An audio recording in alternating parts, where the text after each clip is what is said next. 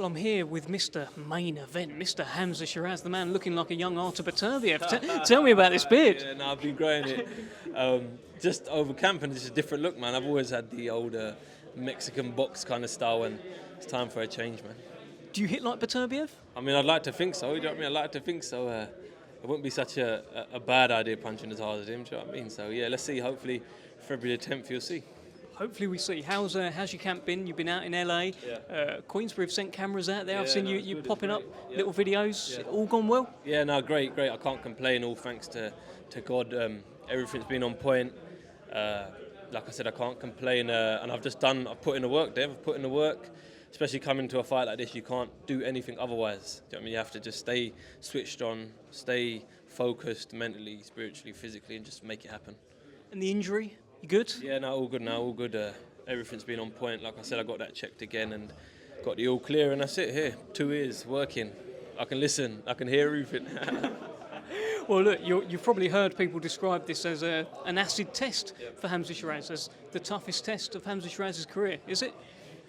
I've heard that specific line for the past 4 or 5 fights. But I mean, we could say so for sure. Listen, every fight since then, I've always prepared just that bit more. And this fight, I've prepared significantly a lot more as well.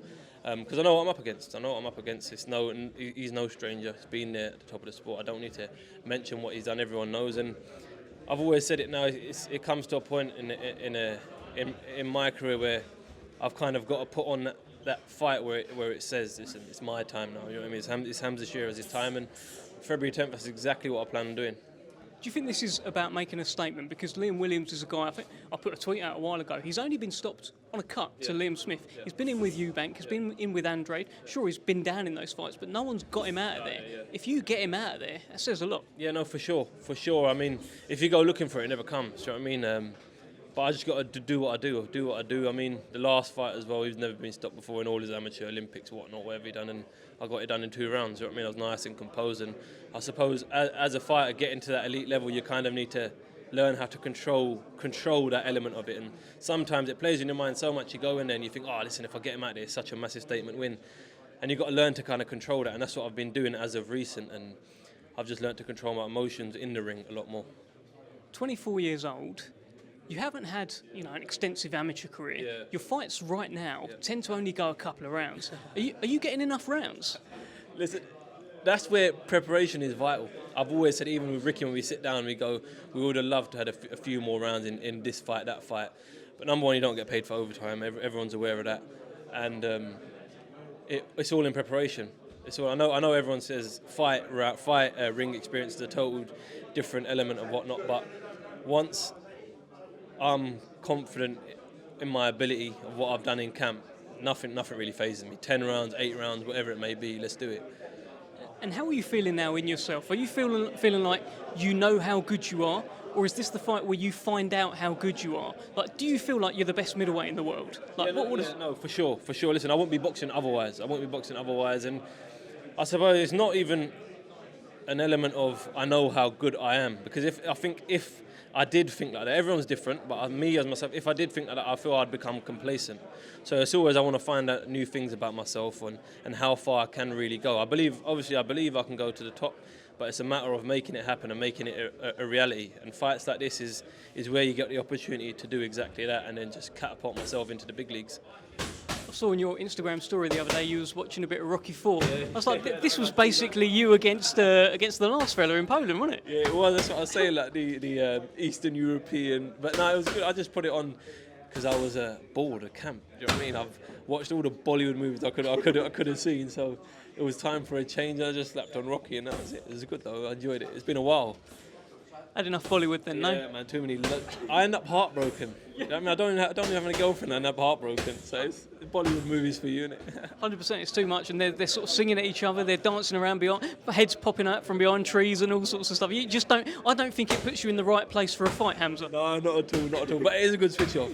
You completely switch off from reality. But no, I suppose you learn things from anything. So yeah, it's all right. It's all good.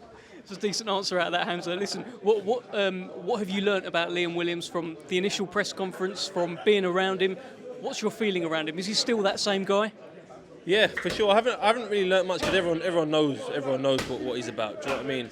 Like I said, if I was to stand here and disrespect him and disrespect what he's done, I'd look like a right mug. To be fair, you can only respect that, and I suppose respect only goes out the window once we get in that ring. Once we get in that ring, there's no respect there. That's all learned after the fight. So, yeah, man, I'm just looking forward to it, Dev. Prediction? Hamzah Sheeraz win. I've never said how, and the only time I did say how, I've ended up wasn't the best fight of mine. But I've prepared. I've done everything in my capable power of preparing to the best of my ability. So definitely a Hamzah Sheeraz win, inshallah, and a win in good fashion for sure. Okay, let's get your prediction on a couple of fights before we let you go. Tyson Fury, Alexander Usyk. Are you going to go? How are you feeling? Yeah, no, like I said, God willing, everything February 10th goes to plan. I should be out there. I said it before. I go to beat Usyk. You need to do what he does, but you need to do it better. And who better than Tyson Fury? Styles make fights, and I believe that he does what Usyk does, but he does it better. So whether that be southpaw, whether that be orthodox, and with Fury, you've always got that element of surprise. No one knows what he's going to do because he can do whatever he wants to do, and he does it good as well. So, yeah, man, but we're not writing off Usyk. You can never really write him off as well. So this is going to be it's going to be one of them like tactical chess match kind of fights where you're going to really see where the boxing purists are really going to appreciate a display of boxing that night. And what about Anthony Joshua taking on Francis Ngannou? Do you know what it is? I think that's a straight, easy win for Joshua. Yeah, I think styles make fights, and I feel like Fury and Ngannou, the fight Fury was too. I know this sounds really stupid, I might even get stick for it, but I feel like he was too skillful for Ngannou, that it made it way, way, way more complex than the fight ever needed to be in the first place. But I feel Joshua's got the simplicity and the basic. Not that Tyson Fury ain't got it, but just how he fights. He's got the basic 1-2s down to a T, and I feel like he'll get him out there within 6 rounds.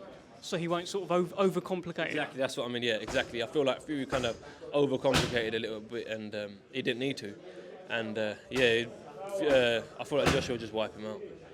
Okay, lovely speaking. My boxing predictions always been awful, so if you're going to put money in it, don't listen to me. Look, I remember your prediction for Denzel Bentley against Nathan Heeney. Yeah, what did I say? Yeah, what did I say? I said... I think you said Bentley fought within 4 rounds. Yeah, that's what I see. There you go. That's a prime example.